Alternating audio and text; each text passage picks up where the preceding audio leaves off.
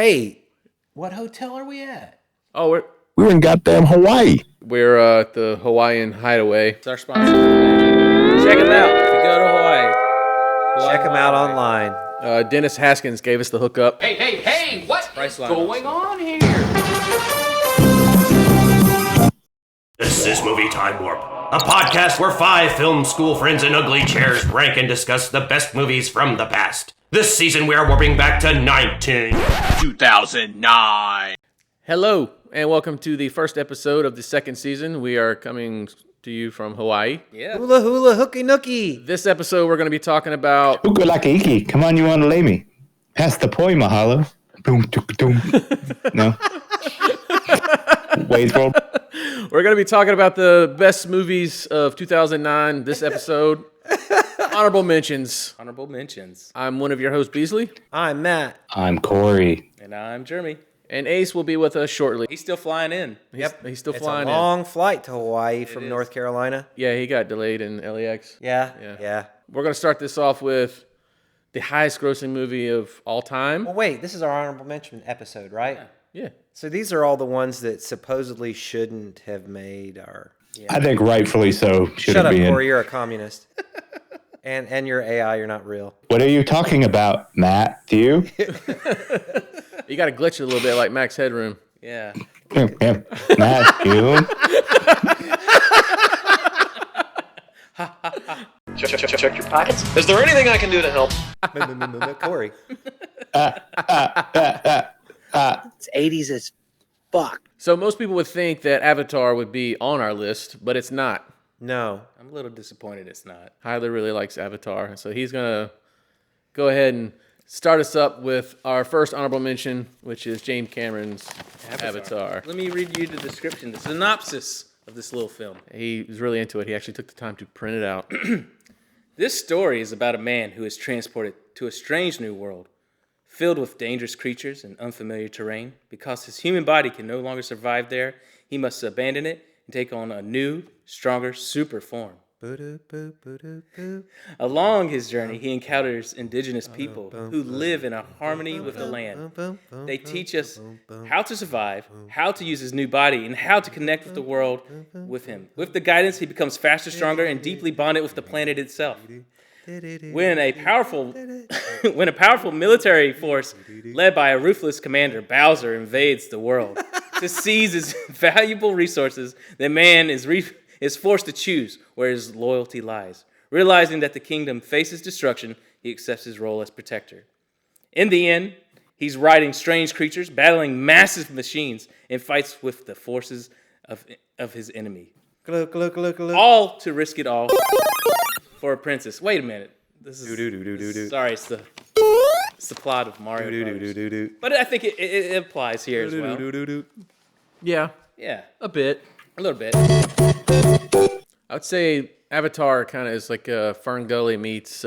Dances with Wolves is what it's always been kind of. Yeah, and it's horribly that way. If they had just changed the approach a little, Yeah. and not written in such a two-dimensional world, Yeah. film would have been amazing. Yeah, and I'm gonna stay off of it. No, I know, and it's okay. You can crap on whatever you want to crap on. I think part of the problem is if it is James Cameron saying that he wrote this story in '79, this would have been an amazing story in '79. Yeah. But then we're seeing it still being told in 2009. I would have loved to see him try to make it that early. In '79, that'd have been amazing. I think it would have been actually better. Like a Logan's Run-esque quality. I probably would have had more fun with it. It'd be like Tron. That would have been cool, though, would it not? I hate the writing in this film.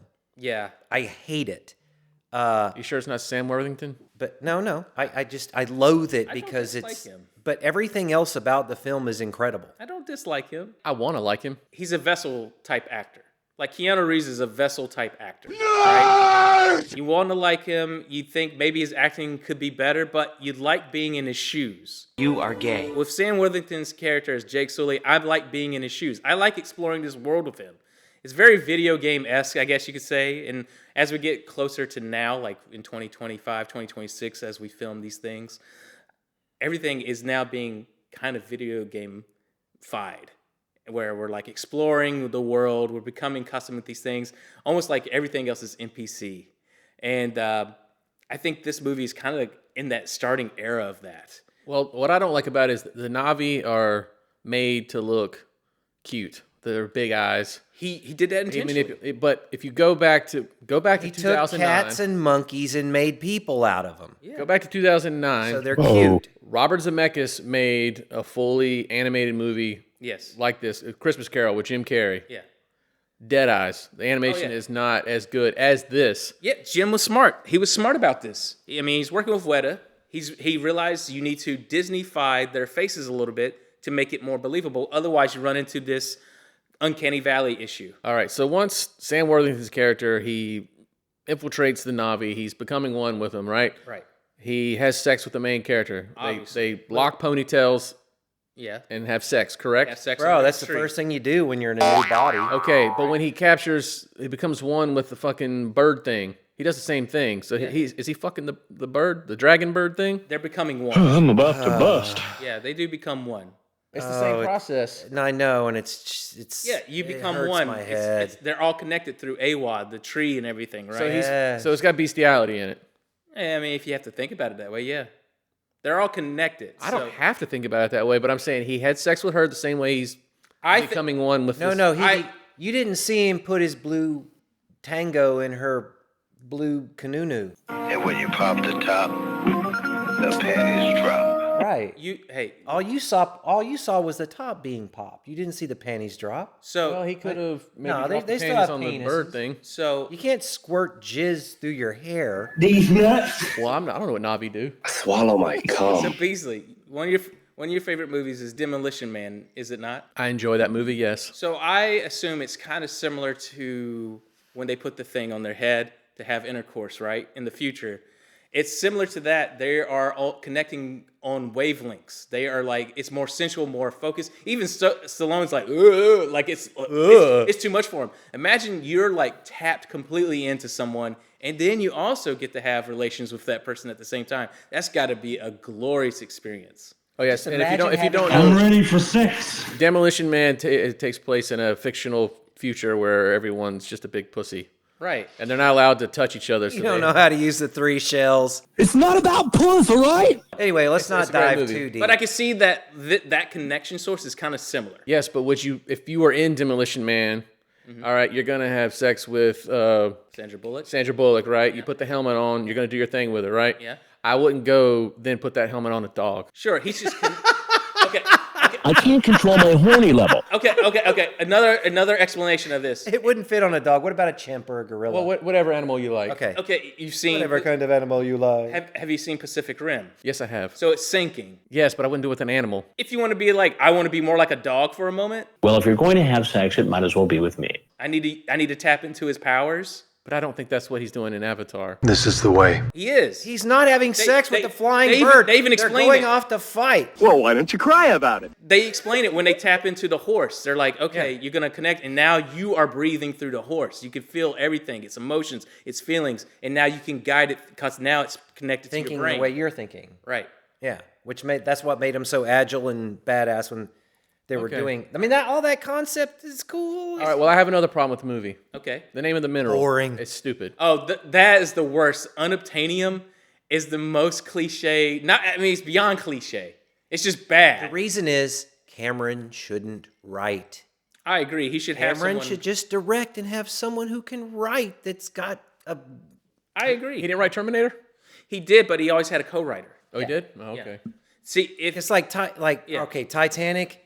Dude, it could have been written by a 12-year-old girl. I swear, I thought it was. and I think It he is ha- so two-dimensional. he's always had a co-writer, but Who the fuck cares? once he gets to that level, I think people I don't care, push Corey. back. It's talking about film. It's kind of like And let's look at the bad guys. Goddamn, it's the bad guy in Titanic. I'm the bad guy. Right. The bad guy in Avatar. I'm the Marine bad guy with no saving graces, and I'm gonna drink some coffee. I'm the bad guy. Yes. But if we watch the future films, we're seeing a different dimension to that, and I kind of Great, like that. great. I like the fact that Already if this guy is such a static black and white character, that the future one now has more gray levels because now he's seeing his past self make those decisions, and he's turning away from it. Okay, good point. But if I had to walk through 3 miles of shit why would I walk through 6 more miles of shit? There might be gold on the other side. But there's already poop on my You're like shoe. that meme where someone keeps digging and there's diamonds literally like an inch away and you turn your back because you're tired. There's diamonds at the end of this fucking rainbow and I can't wait to see what happens. Tired. I am tired of digging. Dude, Okay, Game of Thrones. I dug and I dug and I dug some more and I camped out and I stayed down there overnight. Yeah. And then there was just a big old box of penises down there when I finally got to the bottom. I think the other problem with that situation, I like someone who's passionate about something, even if it is bad. At least they care about something. Okay. With Game of Thrones, you could tell by the last season they were done with it and they just wanted to wrap it, and you could see the passion was gone. That was that. And they wrapped up what should have been 10 seasons. They were like, well, we can do it all in 8. So there's so much they could have had, but they removed it because they just wanted to move on. There's a reason why the creators disappeared for like 2 years after that. Everybody hated them. Right. And their comeback is no better. No. So anyway, back to Avatar. But with Avatar, at least we're seeing someone who is passionate about the project, who is pushing the technological advances. Like, I mean, what's he given us in that time? I go back and watch this movie. No, okay. Everything else about the film but the writing is amazing. Right. Even the universe, the choice of, and Cameron's good at this. Okay, give me space vehicles. Yeah. And Cameron will they're go, great. Yeah. And they're good. Those they mechs come out are cool. sick. Yeah. The second when you get the crab ones, those are cool. Do we ever go back? Do we ever see Earth? Not yet. Okay. Not yet. I haven't seen the second one. No. We still got 3 more movies, so we'll make it there. Okay. Well, he said if this one does well, he'll continue making the other ones, but I'm sure it'll be fine. It'll make money. Lots of money. It's already made like I think $300 million. This is the highest grossing movie of all time, right? I think it got outbeaten by it beating itself, but with the sequel. Oh, the sequel's bad. Okay. I like them, but I like being in this world. Again, if it is a commercialized world, yes, but it is a Star Wars-esque, but without the dimensionality. That's the problem with it, with the writing. But that could be said with later sequels with Lucas. I think these guys, once they get to a level, they're not having a lot of people saying, hey, man, maybe you should make tweaks to this script. And I think that's where a lot of these guys could beef up their work and it'd be even better. Like you said, technologically, the stuff is amazing. And the world is cool. Like, the stuff that he's brought to this world, like, just to our world of, like, how to film on set. Like, you can have a live 3D camera now. I don't even know. I did watch the making of Way of Water. There's a sequence in Way of Water. Yeah. Shooting, like, in a 3D space. It's crazy. Underwater. It's insane. Yeah. I don't even know how to, like, put that all together. But, he's working with, like, the best of the time. These guys just came off of Lord of the Rings and literally went into working on this movie. So he's working with Weta, and they are like the top performers. And another movie we'll talk about later, I was like, Weta was in business that year. There's a movie that they're working on side by side with that we'll talk about as an honorable mention. But there's another movie that they also worked on. You can see it was a D level movie that they didn't care about, which is The Lovely Bones. Has anyone ever seen that movie? No. It's got some terrible effects in it, but I was like, that must have been the leftovers on Weta's team that was not excited about this project. Corey, do you like Sam Worthington? I guess he's okay. I think he's fine as an actor. What else was he in? I only know him from Clash of Avatar. Titans. So Well, Terminator. Terminator. Yeah. This dude sucks. Thank you. Clash I of the liked him in Titans. Terminator. He's okay. Clash of the Titans, he was just placed there. I would say They didn't Terminator's need to his do that. best. Yeah. Yeah. And I'll say, I want to like him. He checks all the boxes. There's just something there that it's just. There's some elements, there's some sequences in later films with him in Avatar that you're like, man, there's a spark here. I just wish we could be with him more to see where he has, but you see it in Terminator a little bit more, but I think that some of the sequences that cut are the stronger parts that got left on the chopping floor, man. And I think he has potential, but we're never going to see him beyond just Avatar movies, I feel like. I think he's retiring after this. Wouldn't you? If I made enough money.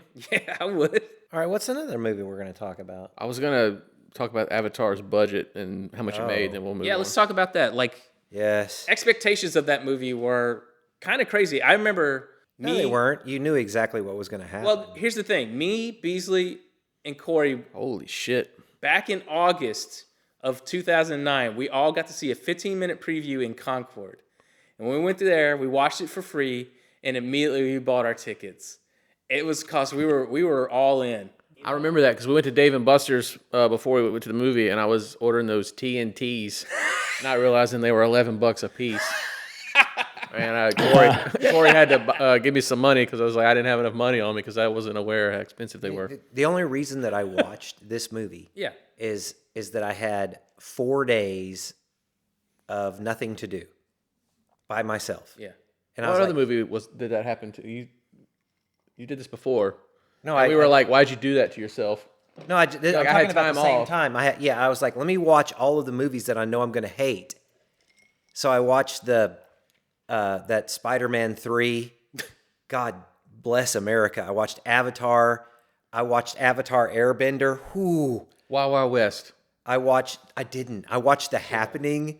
I watched Those are all fun. oh man, it was brutal. And then the third Star Wars episode 3, Christ on the cross. Well, I was going to ask you this before we jump over. There was a lot of vomit. I was going to ask you this.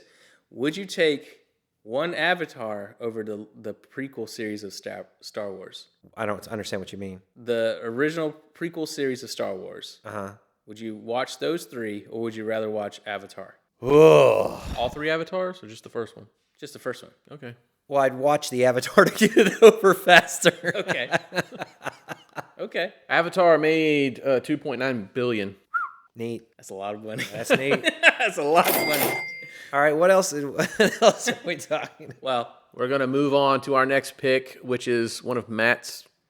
He was very passionate about it, but Oh, The Road?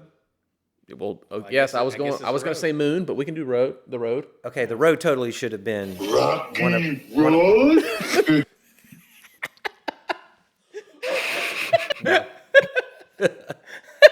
Yeah, all right. So The Road, it totally should have been in our top 10. Couldn't sit through And it I'm again. adamant about it. But why can't you sit through it again? It's so depressing. It is so dark and it is so depressing, but it is so I've watched good. a lot of seriously fucked up movies, and The Road is just one of those ones. It may not be as fucked up, but something about it just makes you feel bad. it does. so we're taking the concept of lone wolf and cub, and we're setting it in an apocalyptic era of disease and corruption. We don't even know what the Yeah, apocalypse can we get a is. synopsis? Yeah, what's tell the us about it. Something occurs and you never find out what it is. All you know is that basically most of the animal life and vegetation is just dying and it's cold out, and that's it. That's all you get. And a child is born into this. And so after doing about 10 years of this, the mother can't take enough of it. There's an intruder that comes to the house, and the father has 3 bullets, and it's a very big thing across the course of the film because the 3 bullets for them to kill themselves. But they have an intruder comes in and he wastes one of the bullets. The wife freaks out. She leaves. And at that point, the father's like, well, I'm going to take my 10-year-old son and I'm just going to go see what the hell is going on, because what is the point of staying here? Yeah. It's a very dark journey as you follow them. And as they work their way through the world that they haven't seen yet, they find a world of despair and cannibalism and fear and just paranoia. And and at the end, the dad dies. But Spoiler alert, sounds really sad. it's really sad. But what's brilliant about it is, of all of the apocalypse movies, this is the one that is the closest to reality that I can think of. And, usually there's something badass, you fight the zombies, or, you're the survivor or whatever, but the survivors are just there. Yeah. And it's a dark, dismal journey, but you find out about love and parenting and just exactly how much it means when everything else is stripped away. So this movie came hot off of No Country for Old Men. This is written by the same author.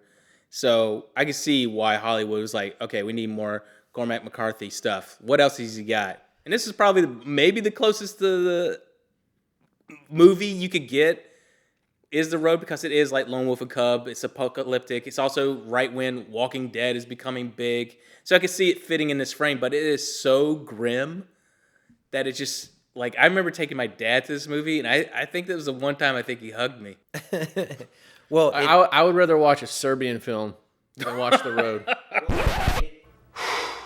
Boy, that escalated quickly. I mean, that really got out of hand fast. if you have a son, it just strikes all the major chords of what it means to have a son and what it means to be a father, and how much it means to the father. And if you strip it all away, the father-son relationship, I mean, like one of the greatest scenes in it is when they're in the house where they've got people, basically stored in the basement for food. And, you think that the father and son are going to get caught, and there's 2 bullets left in the gun. So he takes the gun out, and he's telling his son, he's like, all right, well, I'm not going to let him eat you. And he goes, and he's like, I'm going to kill you. And the son drops this great line. Well, will I see you again? And you're just like, fuck, because I can only imagine if that came down to me and Dandon. Yeah. I'd probably ask, like, do you just want to go out in a rage? We're not going to get eaten. Let's just die killing them. But I don't know if I could bring myself to do it. Wow, Corey. But it brings those thoughts to your head. Like, what would you do? What would you give up? How much would you sacrifice? How much would you fight to save this kid? And it's that all the way to the end. He gives his life for this kid. But do you think the people he left his son with aren't going to do anything wrong? Because I was like, how do you know those people are good? I haven't met one good person in this movie. They've never come across one good person. And you find these people just because they're on the beach and it's a man, a woman, and with 3 kids. They come across 2 other good people. The old man, and even the guy that robs them because he had no choice. But it's not he was a bad person. He was just a desperate person. He didn't kill the kid, and even says so.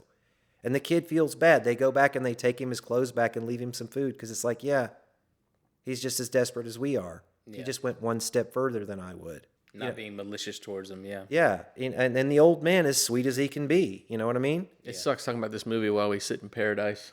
I know. It's a little chilly in Hawaii. Yeah. The nights are cold. I went for a nice swim out in the ocean today. The surf was really good. I got sand in my shorts. I wasn't wearing any. No, I went naked. This movie's just grim from the start. But it's extremely well done. It's extremely well shot. The music is good. What little it plays in pockets. Who directed this? You haven't seen Duncan, it. You think you can handle it? Duncan Jones. No, that's Moon. No, that's Moon. Fuck. I don't remember, but I don't remember, but he was good. Yeah. But another thing, the edit and the timing is exquisite. Yeah. It So if you're looking for a downer, John Hillcoat. Oh, okay. But yeah, if you're looking for a downer, check out The Road. But it is brilliant, and I wish we could dive into it further. I would say go watch 120 Days of Sodom. No! God, please, no! No! If you want to feel like shit, but don't want to feel too bad. What else has he directed, Corey? What? Maybe Martyrs? Requiem for a Dream. I will take all those Exit movies. to Brooklyn. I will take all those movies over The Road. Kids. You watch Kids is awesome. Gummo, Kids is horrible. Grave of the Fireflies. Choose your poison. They're all pretty grim. Deliverance. Whatever makes you feel sad. The reason it should have been in our top 10 is it should be discussed, in my opinion. As is Avatar. Well, that's why we're having this episode. That's why we're having this episode. And as things progress and grow, maybe these are movies we can revisit. Avatar, as good as The Road. Maybe we'll do some bonus episodes where we talk about. Man. I agree with Corey. All right, well, on to the next movie. All right, do the thingy. Oh, what's that? Is this? I think I hear Ace flying in from North Carolina right now. Hey, it's Ace.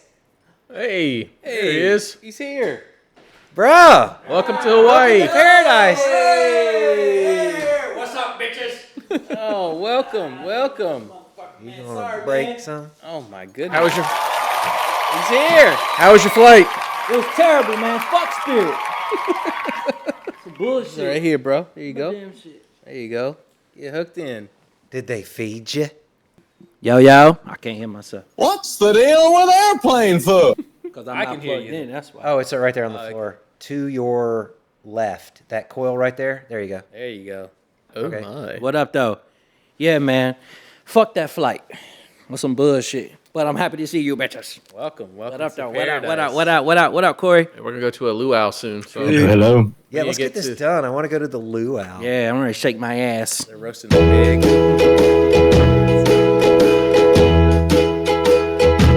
We're rich. We rich, bitches. Ah, it's fun being rich. So, next movie on our honorable mention list is Daybreakers. ooh. Yes, it's a after a 10-year plague on planet Earth. Planet Earth. People have discovered if they become vampires, they could, outlive the plague. But there are still humans, and they are kept in pods and used to harvest their blood. And unfortunately, this corporation that is in charge of supplying the blood to all the vampire population, blood's running out. There's a shortage. Yes. I might want to cut you a little. Suck on your blood. The vampires are now turning into bat people. They're becoming savages. Okay. So we follow Ethan Hawke's character who works at the company. He's trying to come up with a synthetic version of blood. He's having a lot of trouble doing it. One night he happens to run into some humans, and he befriends them. And they have someone in their crew, played by William Dafoe, who used to be a vampire. Oh. William Dafoe's character created the cars that all the vampires drive, that all the windows are covered in steel, and they have cameras, so you drive through a monitor. Dragula? Yes. God damn it. Well, one day he crashed, went flying through the steel windshield. Oh, no. Right? He flies out, gets hit by sunlight, catches on fire, but then falls into water. Okay. And then It's a badass sequence, by the way. he realizes, well, when he comes out of the water, because he goes into the sewer.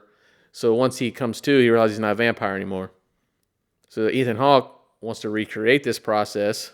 So he has to slam everyone out of windshields into the ocean. Well, they get into silos, and they get hit with fire, and then the silo sucks the flames out. So they have to be purged through fire. Right. Okay. This is my first time ever. So- I've always wanted to see this. Now, the guy, the CEO of the corporation, who's played by the actor who was in Jurassic Park and Event Horizon, I forget his name, Neil. but he runs the company that supplies the blood, and his daughter hates the fact he became a vampire. She's completely against it. Yeah. Well, there's a whole story with him where he ends up he kills his own daughter because she won't become a vampire. Same Neil. Sam Neill. So yeah, it's a really interesting take on vampires, but It's a whole. They make a universe. Yes. Like a little capsuled universe. It has and its own cool look. to watch it. Yeah, it's cool to just watch it. Yeah, it sounds very interesting. It's one of those movies I always wanted to see, but I never. And it's and it doesn't disappoint. It's graphic. Yeah. It is graphic. But a good vampire movie needs to be graphic. it does. I would say it's just as good as 30 Days of Night. I mean, it's a fun. I like it adds 30, more to I the like vampire 30 Days lore. of Night better, but it is in that cool vampire movie universe where, as opposed to the Adds a I'm different element. vampire and I have so many feelings and I'd love to eat people, but I shouldn't. And now I fell in love with a human. I want to suck your dick. What do Well, the main character feels that way. Most people that are vampires don't give a shit about humans. Well, it's also made by Lionsgate as well, so that it has that tone and that Where aesthetic. 30 Days of Night is Yeah. there's no day, so the vampires can do what the hell they want. This is like, well, what if The world is a vampire. what if everyone was a vampire? Right. It's But again, not sitting there in their little crisis mental struggles. You're just watching badassery. Yeah. It just happens to have vampires in it. but the cars are cool. the landscape, because the Nighttime suburbia is cool. yes, nighttime suburbia is cool.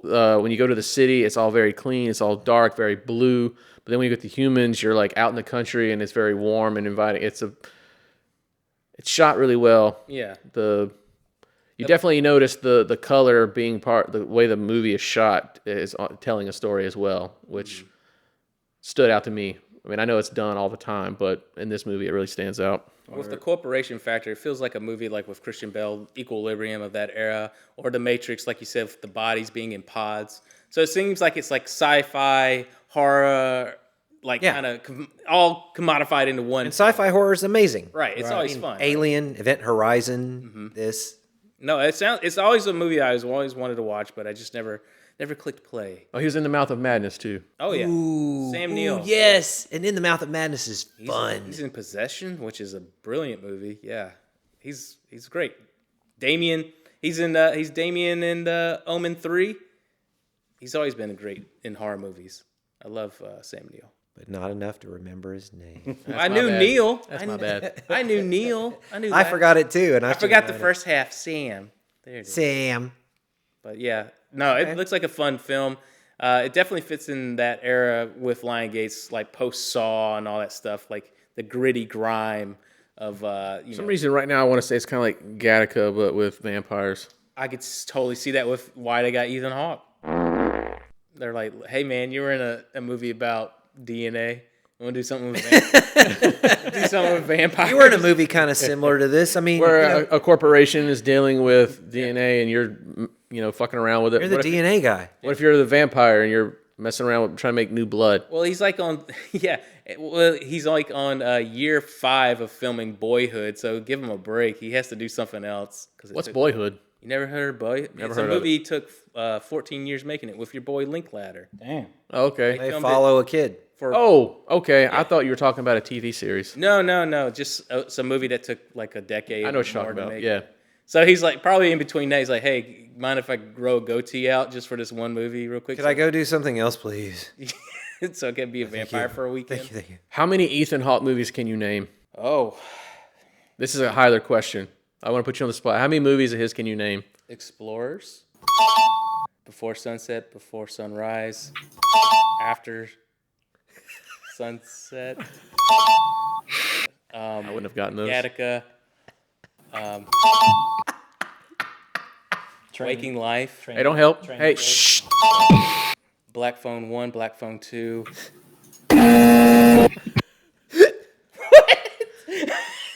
He's literally the star of the fucking movies. God damn. I mean, that's a pretty good list so far, right? Yeah.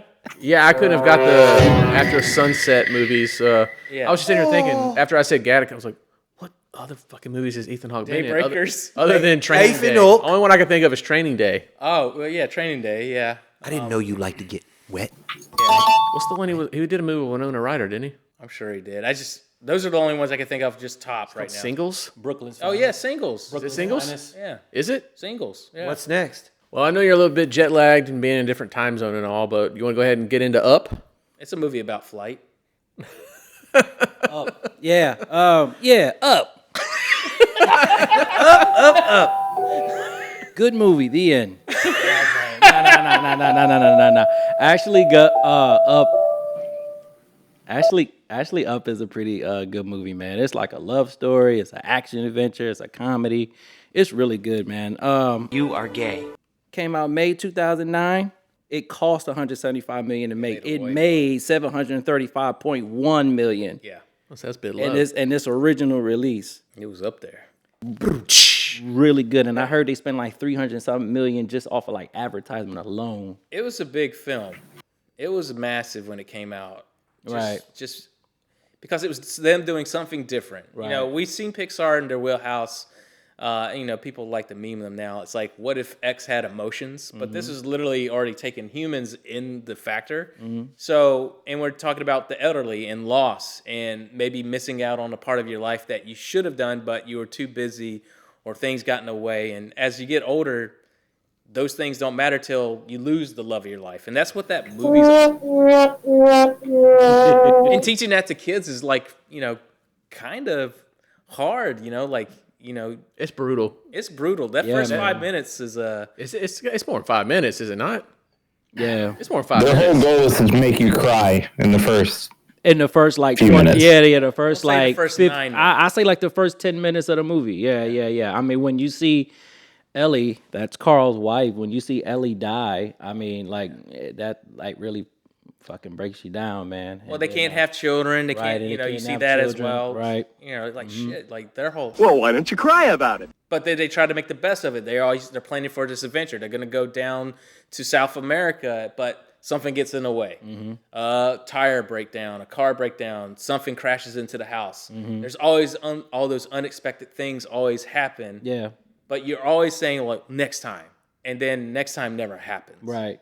And that's a really challenging thing to talk about in animation. You're grabbing a kid by the face and go, "This is life!" Right. Slap him like 5 times. Right. I would say it's that generation's Bambi. Like Bambi was that like, oh, and this is parents can die. Right. And when you learn that. Oh yeah, absolutely. Right. And no way. And this is like Pixar right in the peak moment. I would say Toy Story 3 was a very, and that's next year in 2010, but it was a very pivotal moment of like their storytelling capabilities. Like, what can you do with this medium? Right. Like I'm sitting there, I'm literally in the theater and I hear people crying throughout this movie, and then the end punch, I'm sitting there and I'm like, you son of a pussy. Right. I'm feeling my emotions come through. Well, see, it's like watching The Road, bro. I watched. Okay, it is The Road, but in animated form. I'm a huge It's Always Sunny in Philadelphia fan. So I saw their version of this before I saw the movie. I got more emotional for It's Always Sunny, and then when I saw this movie, I was like, "Oh, this is what It's Always Sunny was doing." Right, and that moment, that first 9 minutes. Or that entire story of Up has been encapsulated in being like parodied because it is so tragic, but also because it's so memorable. Like it is like perfect storytelling. Like if we talk about it like with Glory Bastard, that first scene, that first part of that movie is the same way in animation form, where it tells an entire lifetime. Right. And then we cut to Ed Asner's character Carl, who is completely just what you consider an old person. Right. Grumpy. Right. Everything's gotten taken from them. And then they're trying to take his land. Right. They're like, hey, we're going to build around you till you can't do anything about it and we actually kick you out. Because once you wipe your tears from the first 9 minutes, Carl goes on his own adventure. You know what I'm saying? He goes on like another adventure. He had one he wanted to do with his wife, put the house on Paradise Falls, right? That was his goal, to do that, because that's what she wanted in her book. Right. But once Russell gets in the picture, that's a whole new adventure. Carl, Russell, Doug, Kevin, they all go on their own adventure, and it's just Russell's it's a good. Kid. It's really good. And Russell's a Boy Scout. Right. He comes to his door, and this is where he gets to have that relationship of a child that he never got to have. Exactly. He didn't get to have children, so this is the one time he does get to have a kid in his life. And of course, he's curmudgeon to him, like, trying to get him out. But he realizes that this kid has to go through growing pains just like him. And they grow together, they grow bonds together. They see that Russell has this indomitable spirit to keep going, and it pushes Carl to keep going, especially towards the end of the movie. And Russell's looking for a father figure, man. Right, because his dad's not in the picture. Because his dad's not in the picture. Yeah, they actually have a scene where like he like talked about it. He was like, "Well, I don't know, because my dad don't talk to me." He's like, "What you mean you don't talk to your dad?" He's like, "I don't talk to him." You know what I'm saying? Like, yeah, there's some real shit, man, in this cartoon. Right. Oh yeah, it's a lot of real There's some real shit, man. Yeah. And for kids growing up in this day, like. I mean, I remember I was just floored by it. That ending, that sequence before the last act kicks in, where the house gets to where him and Ellie wanted to go to. Exactly. The house, all the balloons run out of air and they finally land there. He finds their scrapbook that they've been collecting all these years, and he flips to like the last pages. And the last pages is like her telling him it's your adventure. It's your adventure. You still keep going. Do what you got to do. And that part right there, it's like shot right to the heart, man. Yeah, man. Everyone in the house is crying. That's when I tear up like a bitch too. At the end, so I tear up like a bitch in the beginning and then at the end, because I'd love to see him and Russell and Doug. They're all just chilling, eating ice cream, right? And then you see the house where Ellie wanted the house. Right. You know what I'm saying? But that last shot of the movie. Yeah, It's a perfect shot. Perfect. It's just the house is sitting right there, and the painting that they painted at the very beginning of the movie, it's sitting right where they wanted it to. Yeah. And there's just been this huge arc of an adventure. Carl's got to finally live his life in this 1 to 2 days. Right. That they planned on doing. Yep. And it's just, and as you get older, of course, it's more soul crushing and to think about. But it's but God, like soul crushing. It is. It Because is. you're like, man, this is it. This is the life that we. Yeah. Right. And you can tell, like me and Ace are very excited to talk about this movie because it is that good. Word. And thank you, Corey, for switching with me because this is really a cool fucking movie, man. So. Yeah, you're welcome. I got a great return for that. Thank you for switching with me. Dog. But no, man. Overall, I mean, to our fans out there, the 5 people who watch our, smoke a blunt. There's probably 6. 6 people, relax, chill, smoke a blunt, watch this movie. It's a tearjerker. You would definitely like this fucking movie, man. Corey, did you get emotional watching Up? Yeah. See? See? I thought he was gonna say no. I'm an emotional guy, man. I'm super in touch with my feelings. Good. It's a good movie. I'm that ugly cry dude every movie I watch. Like the next film? Terminator, Salvation, or Episode 3. fucking Avatar. What's the most emotional movie you've ever watched? What movie has hit you the hardest in your life? Ferris Bueller's Day Off. Is that a serious question? Yeah. What for you first? For me first. Yeah. Funny enough, I'm wearing the shirt. Oh wow, First Blood. The ending of that, where he just loses it in the police station. We talked about that. That ending is pretty. Something about it. Someone who's dedicated their life and works so hard to be the best. And they're told their shit. And then I don't know. That just. Yeah, I can see that. That is soul crushing. I watched it recently, and it's because I remember seeing it around the time my papa was forced to retire. Yeah, and it was just kind of like, we're done with you.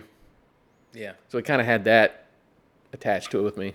I don't think I can name my most emotional film, but I can remember my first one, and that was My Girl. Poor Thomas J. and those fucking bees, bro. Yeah, he just wanted his glasses. He just wanted his glasses. Fucking glasses. Matt. Okay. Well, I'm sure there's plenty. Sure. Well, whatever's the most impactful. impactful. The most recent, and this is the one that people think is funny, but it's in Guardians 2 when Yondu, is telling him, "I'm your that daddy." scene. Yeah. And then when he pats him on the face, dude, because it makes me think about Landon and shit. Like even thinking about it now, I don't want to think about it because it punched me in the gut, dude. Oof. I have one. It's an animated film as well. It's a movie called Grave of the Fireflies. It's a Japanese film made by Studio Ghibli. That whole movie is about like a brother and sister trying to live through World War II bombings and then them basically being displaced and them trying to survive in the mountains and them trying to steal. Then they can't steal food. The little sister slowly gets sick and starves to death and dies, and the brother has to like cremate her, and he carries around her ashes, and then eventually he dies on the day that Japan surrenders, and there's nothing left for him. It's one of the most fucking brutal movies I've ever seen, and it's animated, and they released it the same day as My Neighbor Totoro to try to cheer people up. So you watch that movie to cry, and then you watch My Neighbor Totoro to feel better. They did it on purpose because they were like, this is going to make people devastated.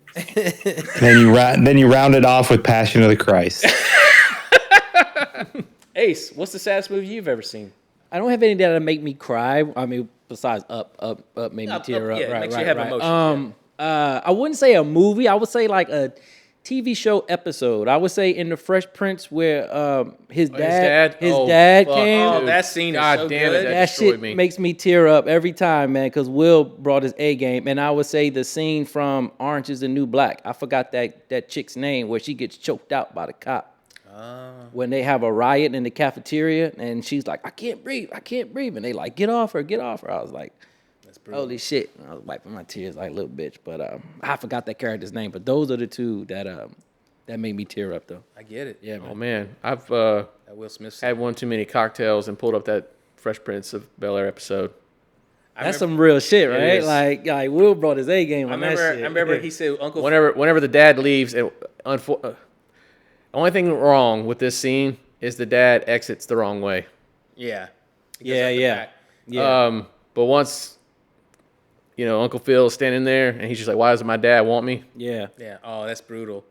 And I remember Will's talked about Uncle Phil. The actor was James Avery. James Avery was speaking into his ear during that moment, saying, "That's what you call acting." Yeah, he was like, "That's how you fucking act." Yeah. Like he gave him his props. Yeah, he said that's where he felt he finally cracked the code. Mm-hmm. I was like, man, that's awesome. He was also yeah. Hey. Let's talk about Sam Witwicky and the Allspark and all that all that fun stuff. Let's get to the Transformer scrotum. In a world where Sam Witwicky just wants to go to college and stop saving the world for 5 minutes, but the Autobots have other plans. Ancient Transformers history resurfaces. The Decepticons are back and louder than ever, and suddenly Sam's brain is crammed with Cybertranian signals he didn't ask for. Optimus Prime and the Autobots are once again fighting to keep Earth intact while juggling government mistrust, explosions, and the fact that giant robots apparently can't enter a scene without leveling half of it. Meanwhile, the fallen and ancient and extremely dramatic Decepticon rises with a plan to harvest the sun and casually destroy humanity in the process. This leads to a globe-trotting chaos battle, battles in the desert, robot fist fighting each other at the size of robots. Yeah, hold on a second. Robots fist fighting the size of buildings, and enough slow motion explosions to power a small country. By the end, it's louder, bigger, messier, and somehow even more unhinged than the first movie. A sequel that fully hits to the idea that it's optional. Everything is optional when you have giant alien robots punching each other. All right. You forgot Robot Heaven. I've never seen this movie, so I don't know, but it sounds cool. I've seen it. Sam Witwicky dies, and he goes to You didn't Robot watch Heaven. it? Corey, you didn't watch it? Hell no. So this movie was directed by Michael Bay. It stars Shia LaBeouf and Megan Fox. Hugo Weaving's in it as Megatron. It was estimated around $200 million budget. Wow. With a box office, it made roughly $836 million worldwide. Wow. So, Massive hit. Whoa. Yeah, it was big. I remember it had a big profit there. They made four It was one of the movies? most expensive movies ever made for the time. Wow. It was shot across Egypt, Jordan, the United States. And it was awful. It's dismal. It has a record-breaking explosion too. Like they literally blow up. I mean, Michael Bay will have his explosions. There's no loss there. Like Michael Bay will give you big action, but it is. I mean, when you listen to the story, Corey breaking it down, it just turns into slurry. So after part and one, one other thing. Mm-hmm. Okay, with so many over-layered Transformer effects, it doesn't even look like they're doing anything. And the sound effects suck. I like them. They're penis. I think it's cool. It's overdone. I think it's fun. Oh, yeah, I want to apologize for the read on that. I've had too many pina coladas. Oh yeah. Wait, you've had too many pina coladas? Pina coladas, yeah. We were in goddamn Hawaii. Pina colada. Yeah, I'm drinking rum and Fireball. This is the job monkey. I'm about to go with my brother Jerry, drink the leaf water. Speaking of that, ayahuasca. In Transformers, Michael Bay thought it would be great to introduce 2 black Transformers that have gold teeth and wear chains, and that is in this. Oh, Matt's out. Sorry, dude, cut that out. Cut that out. Yeah, I remember that. Cut that out. I will be leaving that in. So in this one, this Forgot is about that. This is Yeah. No, controversial. dude, that's the biggest eye roll moment ever. You're right. Is it? It is pretty bad when it happens. I would say the big robot with testicles is probably the biggest eye. I mean, that roll part's moment. that part's. And then when Sam Wiki fucking passes away, dies or whatever he does, passes out and goes to robot heaven. Yeah. Fucking stupid. I remember there's specific moments in this movie. I can ignore Michael Bay trying to relate to the youths, but robot balls, robot heaven, that's stupid. He just likes to make things pretty and use And then you've got models. what's the big fucking robot with the testicles, right? It sucks in. It sucks a lot, right? Yeah, devastating. You get those 2 characters that hide behind the fucking van. It sucks the van up, but the people still stand there. Yeah. Selective sucking. Yeah, That's dumb. selective. That's what those stuff. balls are for. I can ignore some robots with chains and gold teeth, but the things I just talked about, that's fucking stupid. I like the woman. I'm sorry. It's so fucking dumb. You put balls on a robot. I like the literal woman that is coming on the wiki in his room and she transforms. Why don't all Decepticons just be humans then? Right. That's the only time they never explain why. They never do that ever again. Because it's awful. Because she's hot. Yeah, but the movie And is. she's wearing tons of oil to make her slick when those hot lights, HMIs, are popped up in the window. Sweet. And Wiki's fucking sweet. having like brain aneurysms because he's now a Transformer or tapped into the Allspark. And now he knows where the Decepticons Man, pyramids I are. forgot about the Allspark. He's like connected to it now. He's connected to it, but then the Fallen, the guy who is Megatron's Robot beard. boss or whatever, right? What do? They put him in a mountain or something, and he can only be killed by a prime. Yeah. And then all the primes die and use their bodies to cover the cave, and then whatever the bullshit device is that he's going to use to destroy the Earth, they put it next to him. It's fucking dumb. Yeah. The fight scene at the end is a mess. What's the next movie, bro? It's loud. It's explosive. It's shot well. There's, I mean, the one thing I can. It's Michael All they're doing Bay. is just moving a It's Michael camera Bay. across It's- landscapes and then animating the shit over the top of it. So what's your favorite one, Pop? What's your Transformers? You had to pick a Transformers that you could watch. The animated movie that came out in the 80s. That's a good one. Beasley, do you like any of the Bay ones? I like the first one. The Bayverse? It's fine. I enjoy a Michael Bay movie. I like Bumblebee. I think that's a really good. I do. Transformer I'm sorry. That is a good one, man. Bumblebee's really good. Oh. It's E.T., but it's Bumblebee, and it's got Haley Stanfield, who's really good at acting. You didn't like Bumblebee? You didn't like it? I didn't watch it. It's good. I don't care about the Transformer franchise.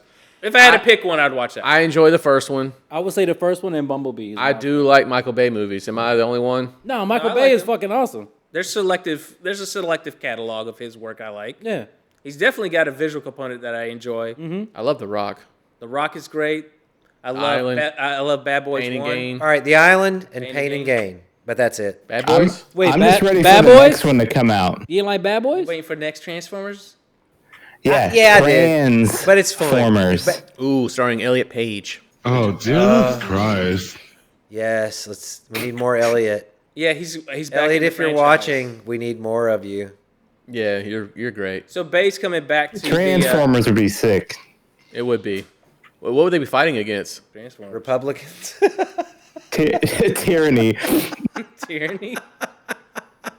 Well, the next movie has a great scenes in it because it's the one where he first shot on 3D, and it also has Optimus Prime blow a Transformer's head clean off, and that's how the movie ends. I like the little pause you gave him.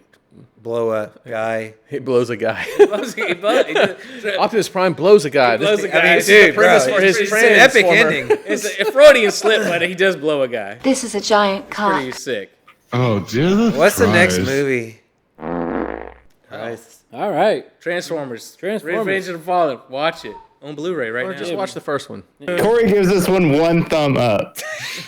Awesome. All right, here we go. I don't know. What is the next movie? What is it, Matt? Yeah, Matt. It's your turn. It's my turn? Oh, we're doing Moon? Yeah. Oh, cool. All right. Your turn. Sweet. All right, Moon. Sam Rockwell.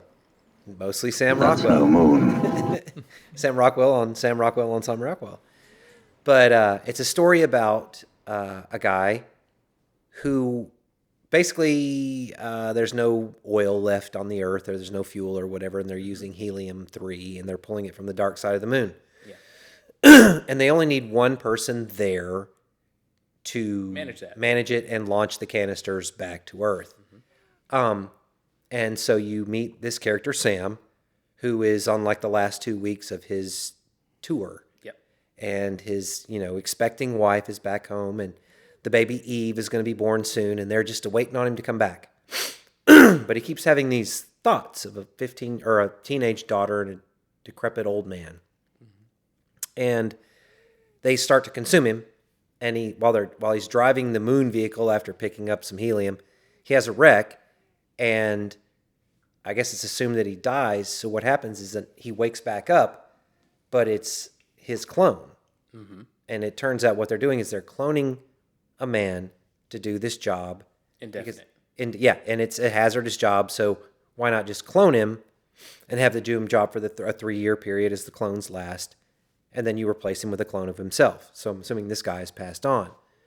Well, because of the wreck, another clone is brought out prematurely, and overhears a conversation with Earth, and he doesn't understand what's going on. And what it turns out is the clones don't have proper communication with Earth. They're basically just being blocked with communication with Earth. Yeah. So they're just living this same cycle over and over again, but they have no idea about it. Yeah. So the new clone, thinks something's amiss, and he tricks Gertie, which is the AI computer or whatever you want to call it. I think it's Gertie, right?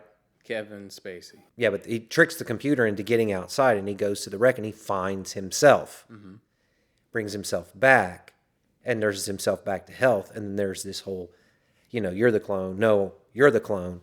And then it turns out that Gertie lets him know that they're both the clone. And they basically uncover the fact that they are placed there to just do this job, and they are disposable. And once their run is over, they're put into this cycle where they, start to shut down, and then they're incinerated because their life is over after 3 years. And then they bring out another clone to do it again. They figure this cycle out. And basically the one you're following, which is the kinder one at first, he realizes that his time is about to die, and he's going to basically put the clone that came after him into the canister shipment and send him back to Earth to have the life. And they also have another clone that they've brought out to fool the company. I love that we're all listening intently, because this story sounds amazing. Well, it's complicated. I'm thinking of all the movies that it is. Yeah. It's so many different things. No, seriously though. But ravioli. But what this movie does, it's about the human condition. Right. And suddenly you're feeling the life of these clones, because they have all the feelings and everything else like that.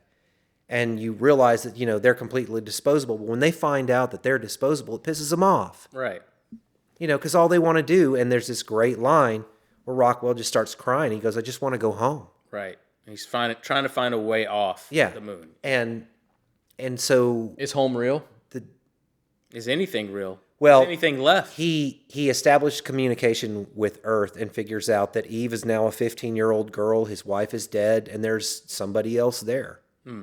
And, the life, whatever the original Sam's life is over, and life goes on without him. But he's still in this loop on the dark side of the moon. It's isolating, but it's super heartwarming. Yeah. Because it talks about what it's like to be a person. I guess I ended up on both of these movies that are supposed to draw something out of you, draw the humanity out of you. Was this a hit movie in 09? I don't think so. I think it was a sleeper. Because I remember selling this movie at Blockbuster when I worked, right? I remember specifically this movie being on a new release wall right next to Up.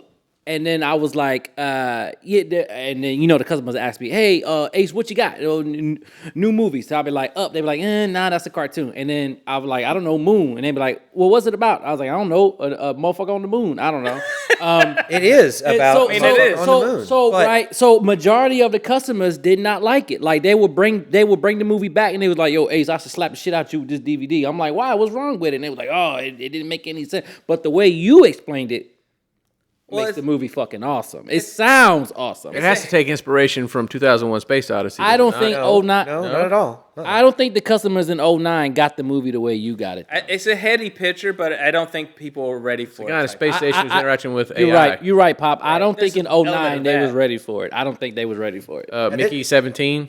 What it sounds like is Mickey 17. It has little bits of Mickey 17, but it's a very different movie. That's more common. This is very isolating. You spend time with him, and then you spend time watching him become human or realizing that he is human and that his life has worth. Like, that makes me want to go watch it now. Dude, okay, like, it again, I got choked up when he just says, I want to go home. I got choked up. I wasn't crying like Guardians 2, but I got choked up. But also, too, Sam Rockwell, I was like, okay, he can play goofy, wacky, obnoxious characters. Right. But in this, you get to see his spurs. He starts to finally He does show, some yeah. acting in this. Right. Yeah. And it's one of his best performances, and it's Duncan Jones is the one on this one, and I think this was his first piece. This was his first film. Yeah, it's and like I said, it was kind of an indie film. It was an indie darling when it came out. I think it did well at Sundance and those festivals. So it came out to some limited theaters, and even when I saw it, I was like the only guy in there, but I was just dumbfounded because I was like, wow, this is an amazing debut picture. Like it's shot really well.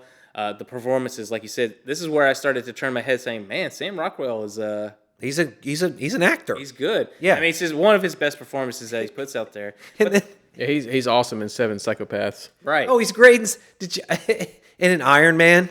Yeah, like he's great in that. Did you see him in White Lotus? Yes. What the fuck? But I was like, oh no, Sam Rockwell. What are they gonna do? And they just blow your mind with him. Well, it's also this corporate idea of like we can just take one person and work them to death, literally for a lifetime. Well, and by the end of the film, as soon as the clone ends up back on Earth, they basically drop the stocks on, I think it's Lunar. Yeah. Lunar something, Whatever, Lunar Corporation, yeah. And they figure out what they've been doing to this clone. Yeah. It's because it's enslaved. But exactly. But you feel the same thing, like Ex Machina. Right. This thing is aware, or Alien Earth. What makes me human? Mm-hmm.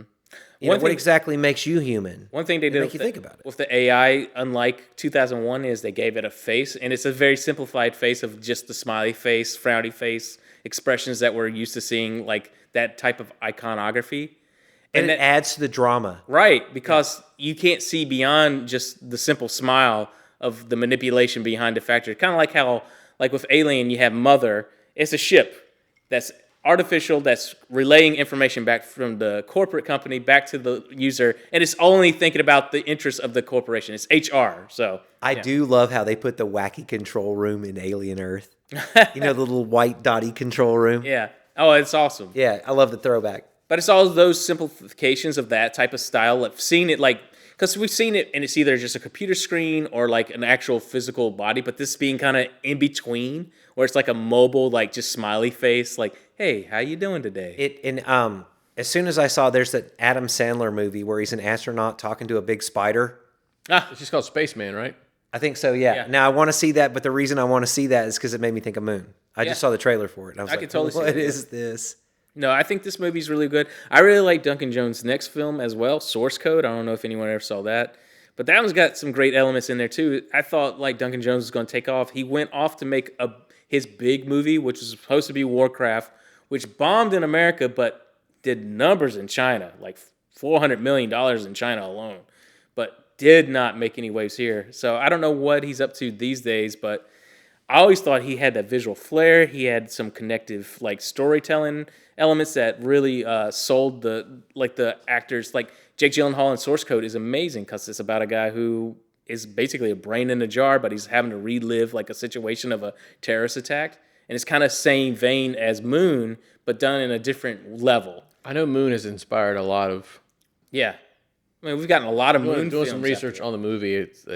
A lot of the things that the people would talk about was that Moon has inspired a lot of I mean, we had that one Brad Pitt movie come out of it. We've had a lot of stuff. Ad Astra. Well, here's the thing. It's one of those movies like a Jarmusch film where you let it cook. You're just watching it cook, but you can't turn away from it. But maybe that's not the best. No, I think it. But I mean, it's like there's enough of the realistic factor of being on the moon, realistically being in space, all the limitations, blah, blah, blah. But they tie it in a realistic way, and you can't turn away from it. Well, trying to find a humanity in something, even if you're not real. That's the idea. It's like I feel physically real, but I'm not anymore. Did you see it in 2009 when it came? Or you saw it years later? I got it on DVD because it wasn't around in the theater that I saw. Okay.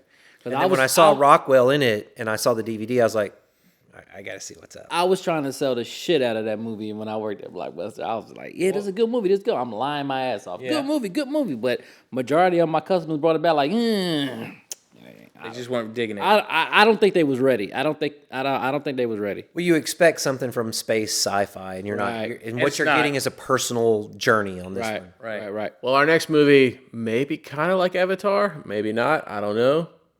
But we were talking before we started recording about how District 9 and Avatar have similarities. Oh, sure. I'll read it. Of course, Matt disagrees with us. Thanks, Matt. Yep. See if this sounds familiar. This story is about a man who's sent into a strange land filled with unfamiliar creatures and harsh conditions. To survive, he must take on a new, non-human body that gives him the abilities he's never had before.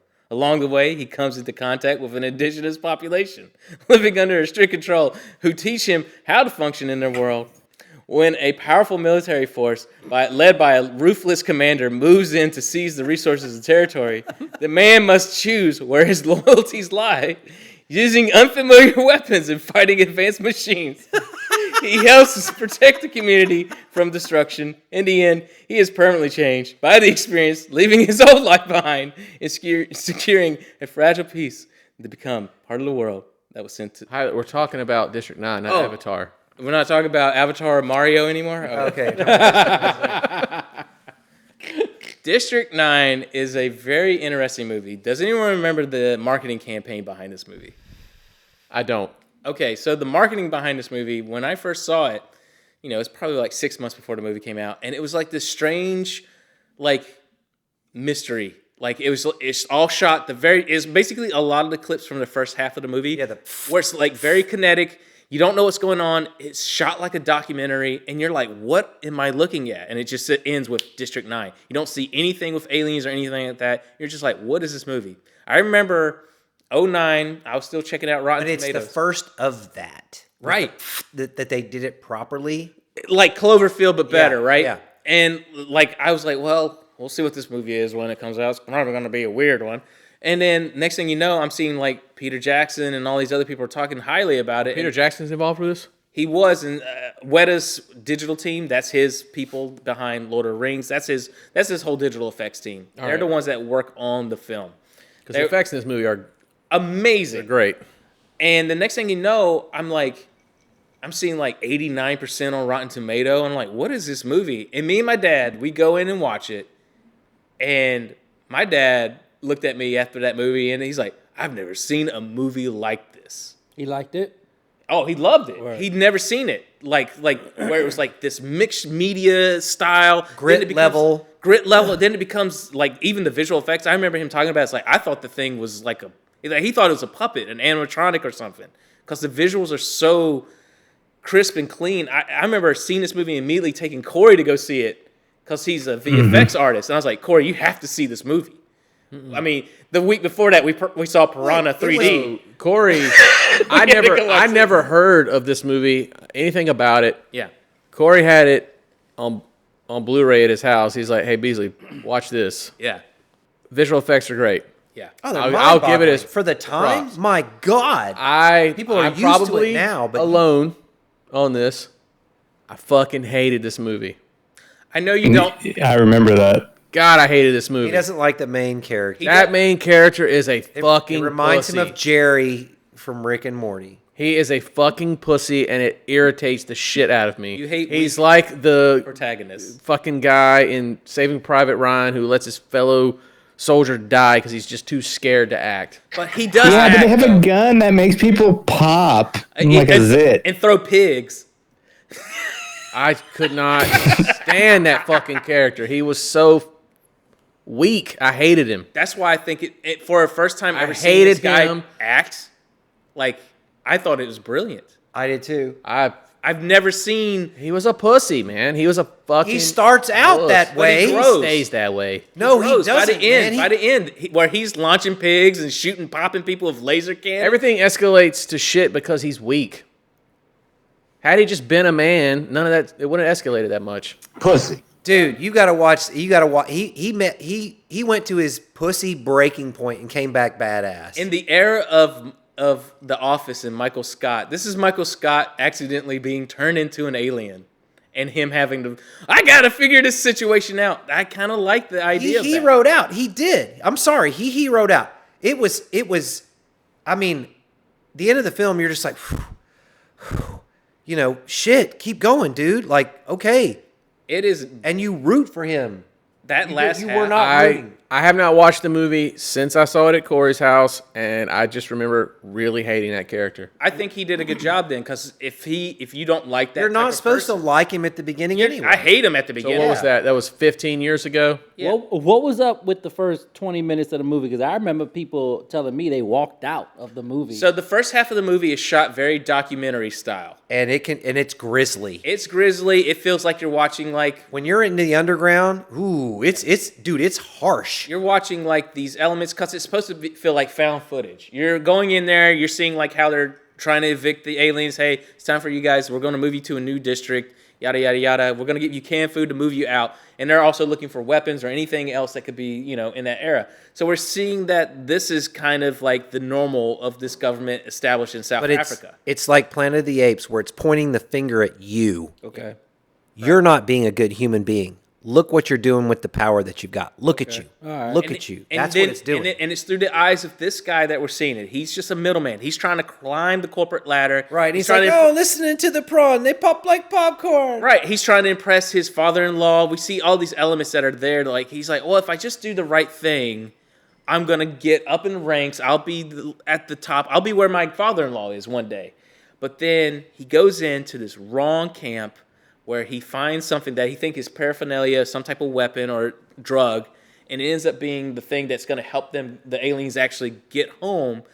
But it spritz them, and it's what their DNA's a part of. How they control the ships is all DNA based, so it ends up being part of him. Almost like Prometheus, when they bring that spore in, they immediately become part of the spore. So this thing gets part of him, and now he starts to see the symptoms, which makes him transformative. We start to see now he has their DNA. Now he starts to change. It becomes body horror. We start to see like it go from documentary to action film to body horror. It has everything you could want in a movie. And I love everything the weakest about part of the the movie. film. I just don't like the main character's weakness. I know you don't like him, and I kind of like that part But where I can appreciate the movie. I more appreciate everything about it, the production of it. I do. Was this shot on red camera? Was this when they were advertising as like shot on red? I was super into this movie. The visual effects, everything is amazing. It's like I guess it's not Cronenberg body horror stuff when he's transforming into I'm just gonna call them the bugs. Right. Right. Yeah, he's a bug. Yeah, he's a prawny. It's prawny. Yeah. It's all great. I just could not get past. It's the Jamie Lannister story, isn't it? Well, it is, and I get it. You don't like him at first. It's tough to watch someone so weak-willed and like it's like watching Screech. Watching Screech through this movie, and then he gets to be Zach Morris by the end of it. You don't want to see that in a way. You don't want him to become that. But at the end of the day, it's nice that this actor has that ability to. Even if I am grotesque with him at the beginning, like I don't really like this guy, but by the end of it, I'm rooting for him to win for these people. And then his ending is he's one of them, and he gets nothing out of it. I kind of like that he sacrificed himself for these two, that hopefully one day they'll return to help him return to himself. Right. That's the idea behind it. And his breaking scene when they take him into the weapon testing room, and the edit alone, it's awful with the CC cameras and stuff too. And you see his eye, and he's like, "I'm not doing this," and they're electrocuting him to make him do it. They're putting his hand up to the weapons. Yeah, and stuff like that. Yeah, it's awful. They see everything's it's DNA completely based. horrible. And his reaction, that's his snapping point. That's where he becomes a man, I guess. And then you start to see like how manipulation of media starts to happen like immediately. He's having sex with them. Yeah. That's why he is them now. Or and then like you see like the subcultures within the South African area where they see him as like some devil now, where he's a monster and they want to take part of him and consume him so they can get his powers. And then the next thing you know, he's fucking in a Gundam at the end of the fucking movie. Yeah. And he's just rail gunning everyone down. It's sick. I mean, so cool. My favorite cutaway, I think I remember seeing Is the leg? Is it when the leg goes out and he's still? No, it's still when he decides to magnetize all the bullets and he spreads them, and then the next shot after that is he magnetizes a pig, and I remember Corey just giggling when he shot the pig at someone, and I was like, he's weaponizing every. It was just like everything you could see in a movie was happening before me. I was like, what is next? Keep going. And I think that's why that's one reason why with the director, he hit so hard on the first movie that he hasn't hit yet again.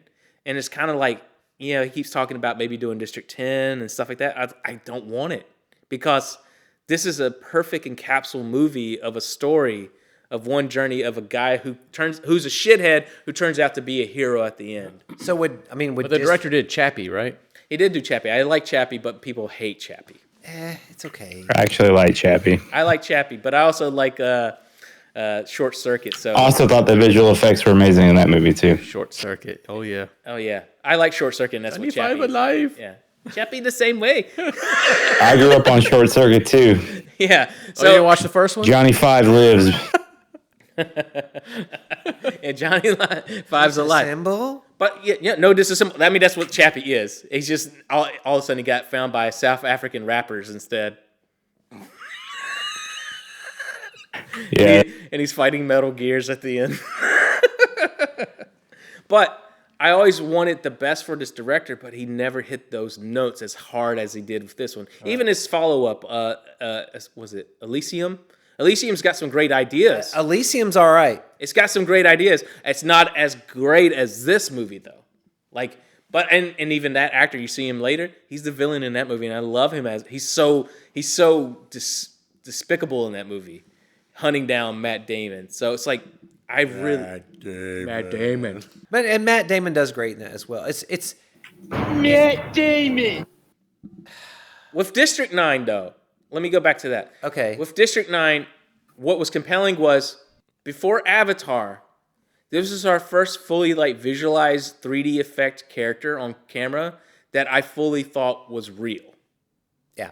With the lighting that they were doing and that harsh lighting, I was like, wow. I can't believe it. Well, it was, another thing cool that was really cool is, you had seen it in some PlayStation ads before. Mm-hmm. You shoot the whole image and then you add the motion of it to make it look like Doc, and you do your effects, out on the wide world so you don't have to track. And then you have this brilliance. And weren't they the ones that cracked that open pretty much? Weta was really... It's like with the Matrix, with your bullet time. Yeah. It was that same kind of moment. Right. Oh, definitely. Weta was... they were cooking in 2009. With this and Avatar, they figured out how to make characters look believable in front of the lens. Somehow that just all resonated within this year. Yeah. And B team ain't doing a bad job if District 9 is B team, because A team is cooking on Avatar and they're doing this, but they're both the most simulated real. And even when you watch them again today, watching them in Blu-ray, I still look at them like, how? How did they do this in 2009? This discussion could go on for a minute. Right. It is going on forever. Yeah, all right, let's move on to that. But besides the case, I think it's a brilliant movie. I don't want a sequel. I think it's a great encapsulation. And, I think, Beasley, yes, I understand your qualms with it, but I think you should revisit it again. Just just for everything else that it's 15 years later, this movie still holds up visually and. So the last movie that we're going to talk about that we debated on a lot. Yes, we did. Well, we debated on several of these, and I still can't believe 3 of these didn't make it. What 3? The Road, Watchmen, and Moon. Okay, so we're going to talk about Watchmen.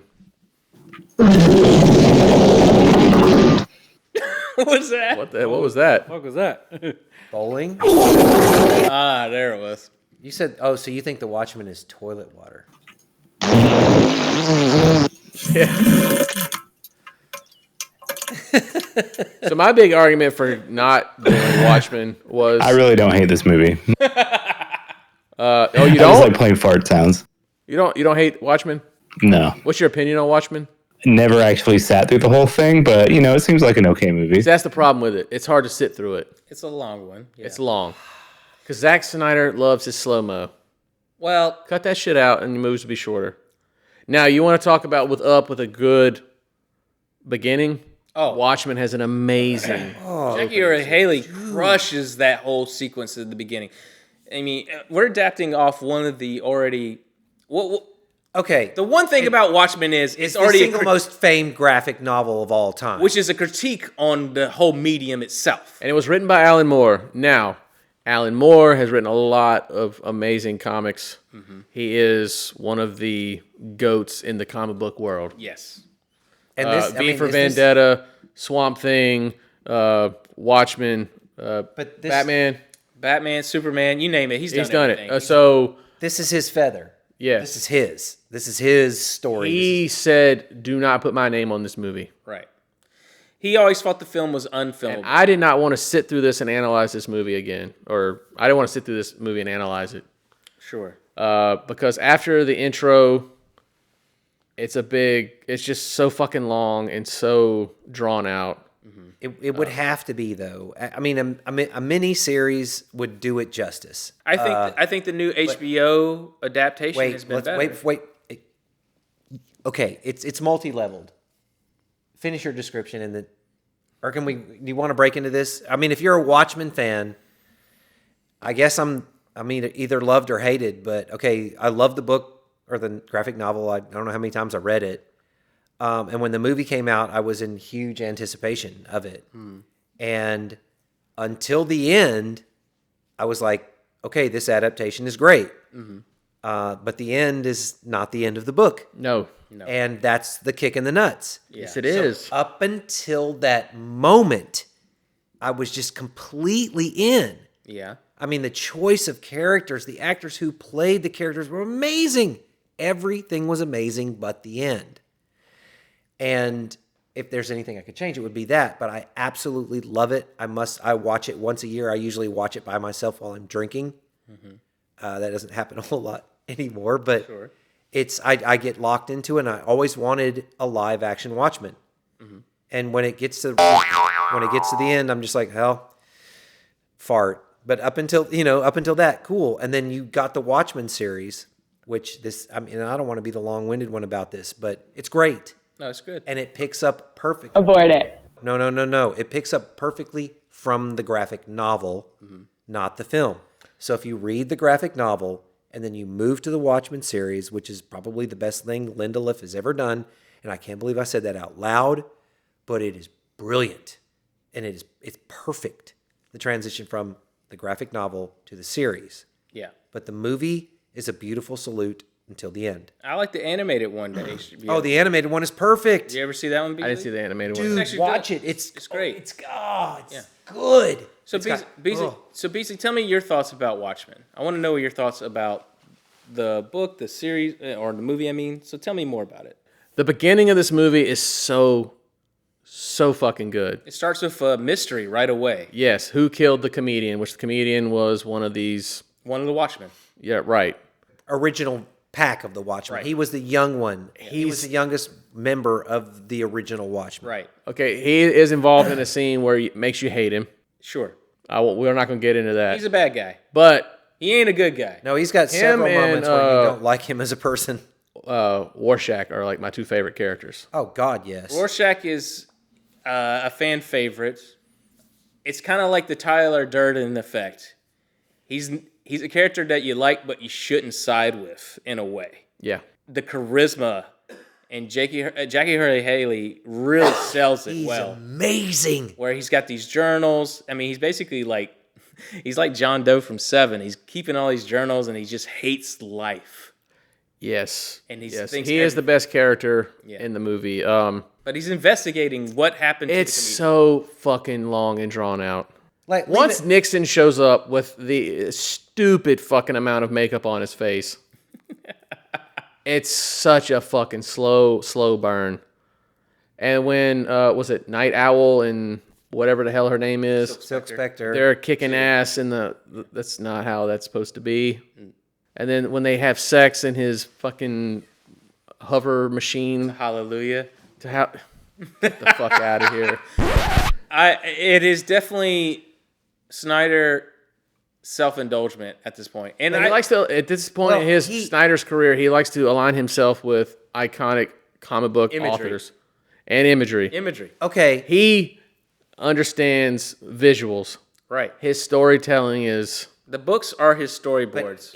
And that's the way it should be, though, and that's why I like Snyder. I mean, 300, shit, dude. Shit, yeah, dude. Go back and watch it. The guy telling the story left at the beginning. All right. If you take the comic book and you go through the comic book, you see the comic book on the screen. So when you see that and when you've read it and then you go to the theater and it's up on the screen, that's what I want. I don't care. Maybe the director doesn't have a voice at that point. I don't know. I don't care. But when you put it on the screen like that, it's fucking amazing. Now, in the Watchmen movie, I'm watching scenes in the movie and my brain is clicking the cells from the comic book. Sure. And there's something to be said about that process of filmmaking. And if they had done that in the Marvel Universe, we wouldn't be where we're at. Well, I would have liked Black Panther. But no, I'm suddenly a racist. Oh wow, that went deep. Well, yeah. I was going to counter that by saying he can't make a movie without fully adapted work. Yeah. Now, I agree. 300, what I'm going to say about 300, when the 300 soldiers are going to go off on their walk, the guy telling the story at the beginning is sent away. Sure. So how is he telling the story of the 300? I like that aspect. You know why? Because he's not there. He's not witnessing anything. Right. It's the Legend. It's the Homer effect. Yeah. It's where he's telling the story and it's beyond belief.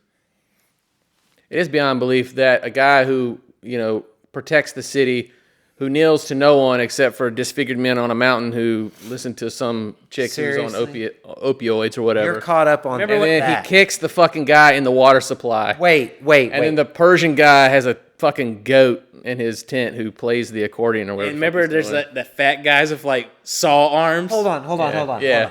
So It's all unbelievable. It's just a guy telling I'm a just story. saying the guy telling the story of the 300 So- doesn't witness anything. So Yeah, he's you're a liar. hung up on that. Sure. Okay. He knew all his boys All right. were going to win, though. I'm sorry, man. 300 is the only movie I've ever been to where the entire audience stood up and applauded at the end. They applauded the screen. It was the stinkiest theater I've ever been because it's so testosterone filled. Bros were so like, yeah, like standing up. I mean, there was huge guys in there just sweating. Yeah, bro, Taking their shirt off. Yeah, they're like, I feel buff after watching this. I feel like Leonidas right now. Let me get this thing off. Everyone's feeling it, bro. But no, I give you that. But here's the thing: with that storytelling, it's all this dude making up because he knew his boys were gonna die. He knew 300 people couldn't stand up to 100,000 men, they're not gonna win. Yeah, so the story he's telling is just like propaganda. Right. Yeah. Yeah, that's why it's kind of good. Because he's like, and then there was a fat guy with saw arms and ninjas, Persian ninjas. Remember that part in the old Middle East history? There's no such thing as Persian ninjas. That's what you think. I saw him. You wasn't there. I saw him. I was there looking at it on the mountaintop next to the Jason-looking disfigured guy. So yeah, like if you go when I originally watched 300, I was like, that's fucking cool. And then when I actually analyzed the story, I was like, eh. But if you all right, But they turned on 9 Inch Nails and it made it sick in that trailer. And Watchmen's kind of the same way. It's just It's the comic book. can Zack Snyder take a comic book and put it on screen? Yes. And that's okay. Is it slow? That's okay. Does he overuse slow motion? Can he read? Yes. Does the guy who created it want to be not associated with it? Yes. Can he make a picture look good? Yes. Can he read? Questionable. Well, There you go. And so, even though I love Subtext. the graphic novel, I love everything about Watchmen, I still like the movie. Where does that put me? I don't know. I like shitty movies too. Bro, everybody. I don't say it's absolutely shitty. Everybody rented out Watchmen. Oh, yeah. And the only reason I keep bringing up Blockbuster because 09 was like No, that was Blockbuster year. That's the year I worked You're there, listening so to the yeah. public, right? So what you're saying is important. They bought the shit out of Watchmen is a dark superhero story. When it came out in 2009, don't know if audience could fully appreciate it. I remember Now, had it came out like say 2018, Yeah. after you've already watched a bunch Done it. of Well, what if it squeaky came out clean now? heroes, No. well then you got The Boys. And it would have worked better. No, it's nothing like that. I think Watchmen Boys now, Watchmen now would work It's better. a world where than superheroes 09. exist. But this is a completely different universe from that. I mean, it's a very There are different similarities. Boys is popular. Well, It took off. I'm And The just saying- Watchmen come out at What the if same time as Nike The owned? Boys. What if Nike owned the superheroes? Yeah, I get the idea of commodification and all that stuff. Yeah. I'm more or less saying if Watchmen came out around the same time as The Boys, it would have been more successful. I think so. Yes, I remember being in the theater when it came out, and people got up in silence, kind of slightly confused. And I remember the people I went with were like, "I don't know if I really like that," because if you didn't know the story, right, it's a lot to unfold. it's Again, a big it one. needed to be a two-parter if you were going to do. You have to it. do No one would go homework. in. You got to do homework before you can enjoy this. I guess and that makes sense. Well, because they're already That's why it's not well received. because it amongst came out of normies. what 3 successful Spider-Man movies and Blade 1, 2, and 3, and then we have Iron Man. Yeah, the Marvel universe then doesn't really this. exist yet. So out of that moment, and then of course Dark Knight. Wait, and, wasn't and it Batman. Hulk? Then Well, Iron yeah, Man? but I'm saying like out of successes, and then the new Nolan Batmans, we only up to Dark Knight. So out of this, they're already getting a deconstruction of the media. I don't think people were on that level already of like understanding what comic book movies were, or even comic books, to then see something as, oh, this is a Alan Moore writing a shit letter about comics, and this is his opus about why comics as a medium is a fallacy. It's infallible and it's not great, and it can be bigger, and no one ever catches on. That's what he was trying to say with that medium. And that's why he walked away from that medium, because he's like, this is unadaptable. And every time they do it, they miss the point. And then when he makes this movie, yeah, he's painting by numbers, but he's missing all the subtext. He dropped the point. Right. Yeah. No, and right down to the very end, and you're just like, what are you doing? Right. And the pacing, also- the pacing is so fucking slow. Man, I mean, artistically though, it's so beautiful. I will say it's his best lensed movie. I think it's his prettiest movie he's made. But the cartoon, the 2-part cartoon does it justice. I think it's a better and adaptation. that's the thing. When I watched the 2-part cartoon, because I talked to you about it, I was just like, no, that's what I was waiting for. Right. I mean, there's a few things that are a little off, It's unadaptable.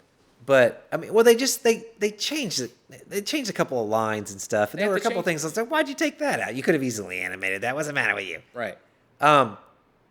But it was damn near perfect, and I was delighted when I finished it. I was like, man, they did it right. Yes, they did. Of course, Stephen King hates The Shining, Stanley Kubrick's Shining. Right. But Alan Moore doesn't like this Watchmen. I'm going to have to And Alan, agree if with you him. see this, which I doubt you will, He's no right. disrespect. You are right. Right. I just also loved the way the movie went until the end. You can like the movie for what the movie is. What the movie is. But Zack Snyder is... Did you like what Chill. Lindelof did? Just chill out with the slow-mo, dude. What about what did he think about the series? He I only heard him talk about the movie. He had no comment about it because he's like, that's not even me. Yeah. But I wonder if he's like, good job, guys. No, it's more of the, it's kind of like continuation of like, even in that storyline, everyone takes the bad ideas of Rorschach and continues to make the cult of Rorschach, right? But I liked that, and I love. I get the idea of that, but then you see it like, this is the author saying, oh, they're running with my material and it's not my work. Yeah. It's tint. Now, people that aren't super into movies who watched Watchmen. They're just here for the big blue dong. That's what I was gonna say. For. Most people that I talk to about this movie, they're like, "That's the movie with that fucking blue dude who's naked." Yeah. Nah. Well, my balls are blue. That's what they'll say. Naked blue dude? Nah, I ain't into that. Or they're like, "Oh yeah, that dude's fucking naked. His dick's blue." Yeah. I mean, Yeah, that says a lot about the mentality. I mean, conceptually, Well, there's some that's great why ideas. Transformers made a lot more money than Watchmen. You're right. Because it had That's a true. giant Megatron. And That's why also James Cameron was like, My dick is brown, you dumb motherfucker. I'm going to make a movie about blue people, but you know what I'm going to do? I'm not going to put their dick in it. Make their eyes bigger. They don't have sells it dicks. better. These cat monkey people. I love it. They're going to fuck with their hair.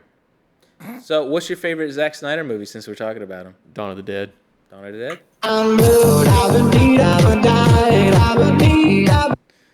Matt? That song's called "I'm Blue," by the way, if you didn't know. Totally Sucker Punch. Oh, God. I remember me and was Corey so watched that movie in excited, theaters. and it was so penis. 300. Yeah, Sucker Punch. That movie is It's dog penis. shit. Me I do like Man of Steel. Okay. Oh, God. Those fight scenes that he does. Because he's all visual. Zack Snyder is all visual. Okay, what did you think That's of his, why what did Watchmen- you think of his cut of Justice League? I liked it. It made the movie. loved it. It made the movie go from a 3 was to a good. 7. It's what I think really- of Watchmen. It- It's too fucking long. But It's self-indulgent. It's I think just chill the that fuck that out. added last act with Jared Leto's Joker dropped it from an 8 to a 7.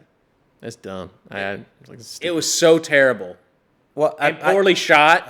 And he took that over to Army of the Dead. I was like, bro, now, all right. fucking put a lens All right, that fucking dude, works on the dude, camera all right. first. I love Army of the Dead. I love it. You would. Yeah, of course I would. I like bad movies. It plucks every zombie movie, bad horror movie chord like a champ. It's Aliens. It's Alien with zombies. I loved it. I had so much fun watching it, and like Amy and Dan and I watched it, and they won't watch it again. I was like, "Come on, let's watch Army of the Dead." It was fun, dude, and the ending is great. The ending is silly.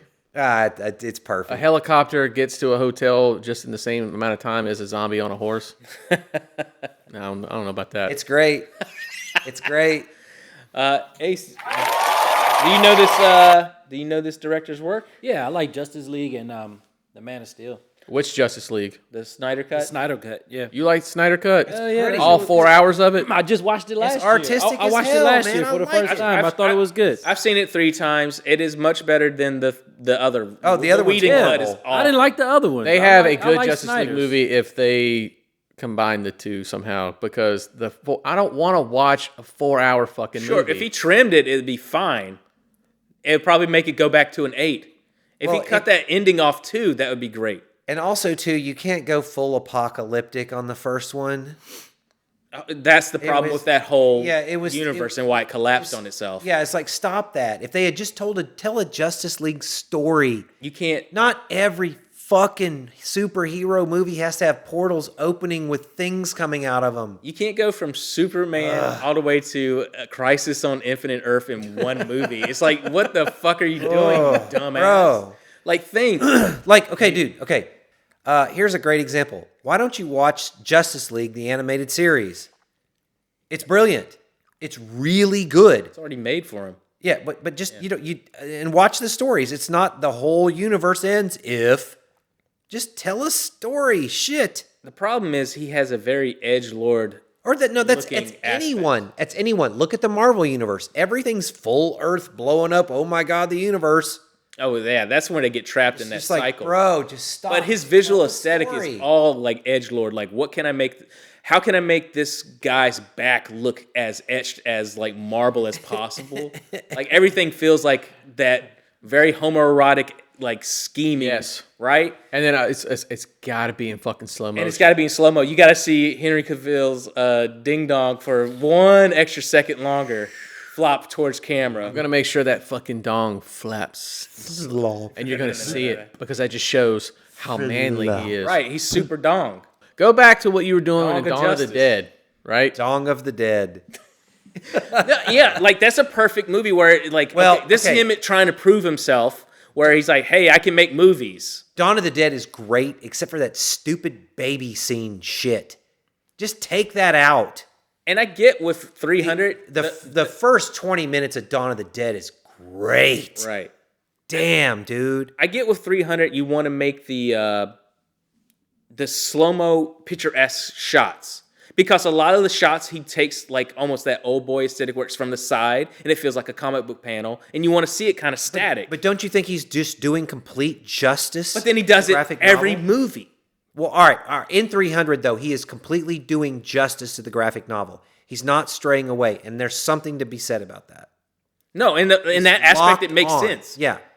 And that's why Frank Miller's there kind of consulting him, like, hey, that'd be kind of cool if you did that. Yeah, but if you just... But then he's like, well, let me do this for the rest of my career, and also let me get also a shallow lens for the rest of my life. Yeah, I'm not sure 300 holds up, but it's a good movie visually, because that's what Zack Snyder does. Then he does Sucker Punch, that's all visuals. And it doesn't do well. It's awful. Right? He gets a hold of the DCU. He's going to do Superman. I thought Man of Steel was pretty damn good. It's okay till it isn't. That was okay. good. But then he fucks up Justice League. Whether you like it or you dislike it, he fucks it up. Then he goes and does Rebel Moon. Yeah, Rebel Moon is dog shit. Okay, because that's what he is. He's making stuff for Netflix now. Yeah. What's Rebel Moon is digging his own grave. Awful. He keeps doing the same fucking shit that he's been doing and it's done in Watchmen. It's all dark, doom, gloomy, slow-mo. But Rebel Moon is so poorly written. Yeah, you have all these fantastic looking characters, and it's just... What about the Guardian Owls, A Legend of Ga'Hoole? You see that movie? No. It's got some super slow-mo shots in it. It's a 3D owl movie. All right, so we're wrapping this up because we got 5 minutes. So, let's wrap this shit up. These are our honorable mentions. Let's go. We have an entire season of great films we want to show you. Except for Paul Blart. Especially Paul Blart. Made lots and lots of money. Well, they don't know about Paul Blart. Making lots of money makes you good. Well, if you're the one investing in movies, it does. Listen, you're a communist. All right. So how do we feel about this year, Capitals. guys? This year's a good year. It's actually not a bad year. Movie. What's next? We're celebrating in Hawaii. What movie are we talking about next? Yeah, I don't know. We're going to have to catch our flight back soon. Yeah. Oh, yeah.